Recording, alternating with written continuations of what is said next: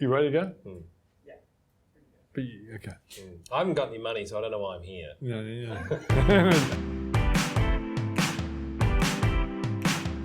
You're here because you're in your own genre. You are a big star. Yeah. The people in the afternoons listen to the ABC, love James Valentine. How long have they loved you for? They've loved me, the 6 or 8 that are listening in the afternoon, have loved me for 20 years now. Yeah. 20 years, and it's Sydney, so it's only on in Sydney radio. So it's But you're Victorian. I'm a Victorian, but I escaped. I came to Sydney when I was about 16 and I noticed it was warm. And I come from Ballarat where it's not. Now, the first time I remember was Simon Townsend. No, I wasn't on Simon.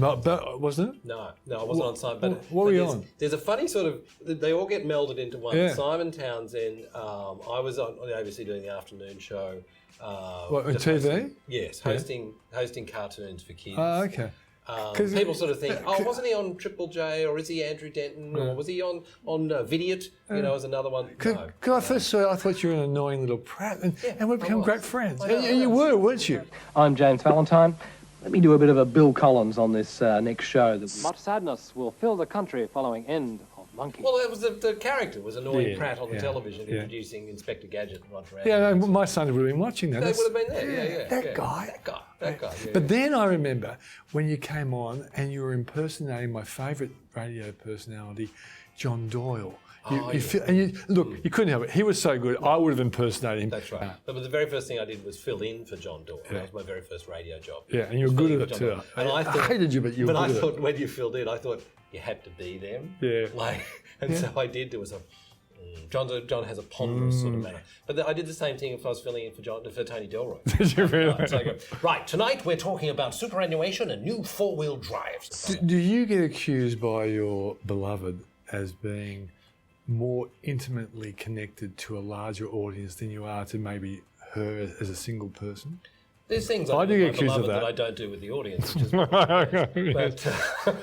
is so no.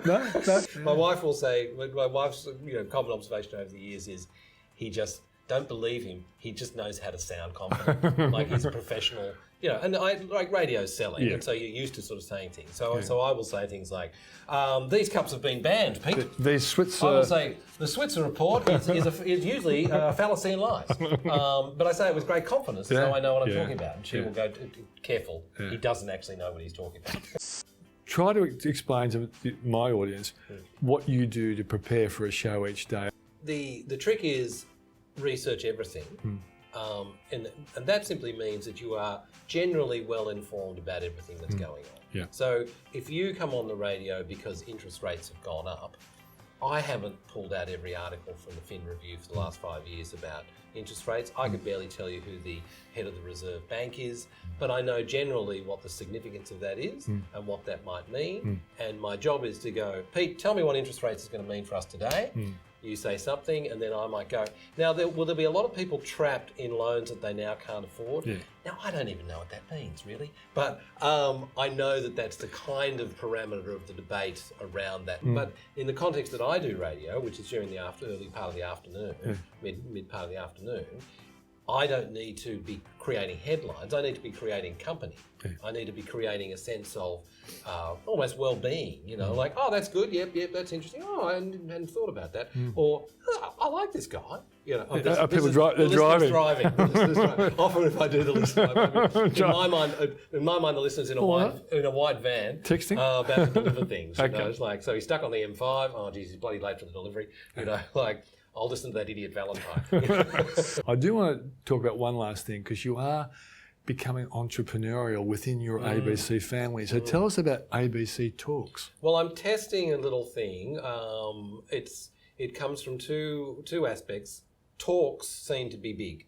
People are very eager to go and listen to people talk. So it's like Sydney Writers Festival, Melbourne Writers Festival have never been bigger. Podcasts are big. And Vivid, for example, another Sydney festival, has a talk component. Everything has a talk component.